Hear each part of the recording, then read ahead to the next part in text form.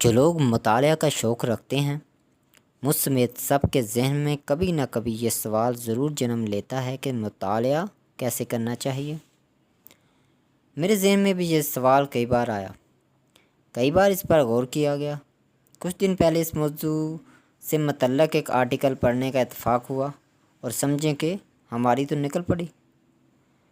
جملہ کافی عجیب ہے لیکن فی الوقت یہی ذہن میں آیا۔ آرٹیکل کافی دلچسپ تھا، اس کا خلاصہ تو میں نہیں لکھ سکتا لیکن اس پر اپنا تجزیہ ضرور آپ کے سامنے رکھتا ہوں۔ امید آپ ضرور اس سے فائدہ حاصل کریں گے۔ ایک انجینئر، ڈاکٹر، سائنسداں یا کوئی بھی ڈرائیور جب ان شعبوں کی تعلیم یا تربیت حاصل کر رہے ہوتے ہیں یا پھر ان کے متعلق کوئی لٹریچر پڑھتے ہیں تو ان کا زاویہ نگاہ سارا کا سارا انہی مضامین پر مرکوز ہوتا ہے جو ان شعبوں کے ریلیٹڈ ہو۔ کوئی بھی ڈاکٹر، انجینئر یا ڈرائیور، چاہے وہ کسی بھی مذہب سے تعلق رکھتا ہو، وہ ان شعبوں کے پراسپیکٹس کو یا کتب کو مذہبی نقطہ نظر سے نہیں دیکھتا۔ اسی طرح جب ہم مختلف نظریات و افکار کے لٹریچر کا مطالعہ کرتے ہیں تو ہم اس کو مذہبی نقطہ نظر سے دیکھنے اور پڑھنے کی کوشش کرتے ہیں۔ اس میں غلط بھی ہو سکتا ہے، غلطی کا امکان موجود ہے، اور ہم لکھنے والے کا نقطہ نظر جاننے کی بجائے اس لیے مطالعہ کرتے ہیں کہ ہم اس میں سے نقص نکال سکیں یا یہ ایسی باتیں جو کہ ہمارے مذہبی نقطہ نظر کے منافی ہوں۔ اس میں ہم مذہبی و مسلکی لٹریچر بھی اور دیگر کو سبھی کو شامل رکھتے ہوئے عرض کر رہے ہیں۔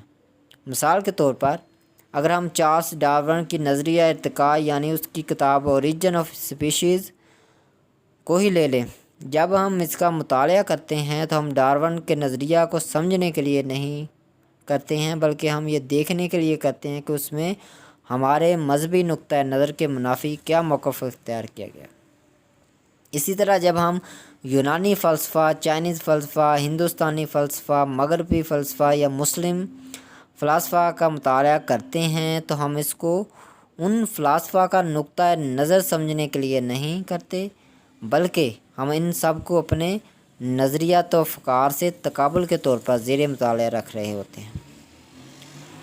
حالانکہ سب سے پہلے آپ کو خالصتاً مصنف کا نقطہ نظر سمجھنے کے لیے مطالعہ کرنا چاہیے، بلکہ اسی کے نہج پر پہنچ کر کہ مصنف نے کس نقطہ نظر سے کتاب تصنیف کی ہے۔ جب آپ ایسے مطالعہ کریں گے تو آپ بہتر طریقے سے اس کا تقابل اپنے نقطہ نظر سے کر سکیں گے، ورنہ آپ کبھی بھی انصاف سے تقابل نہیں کر پائیں گے۔ اسی طرح جب ہم یا آپ اردو ادب کے افسانہ نگار سعادت حسن منٹو کے افسانوں کے متعلق سمجھتے ہیں کہ وہ فاحش ہیں، اب سوال یہ پیدا ہوتا ہے کہ وہ کیوں فاحش؟ کیونکہ ان کو آپ نے صرف یاروں سے سنا ہے کہ فاحش ہیں، یا پھر آپ نے اپنی ذہنی استعداد سے ہی پڑھا ہے اس لیے کہ وہ فاحش لگے ہیں۔ اگر مصنف کے نقطہ نظر سے ان کا مطالعہ کرتے تو آپ کو فاحش نہ لگتے۔ آخر میں گزارش ہے کہ کوئی بھی بات حرف آخر نہیں ہوتی۔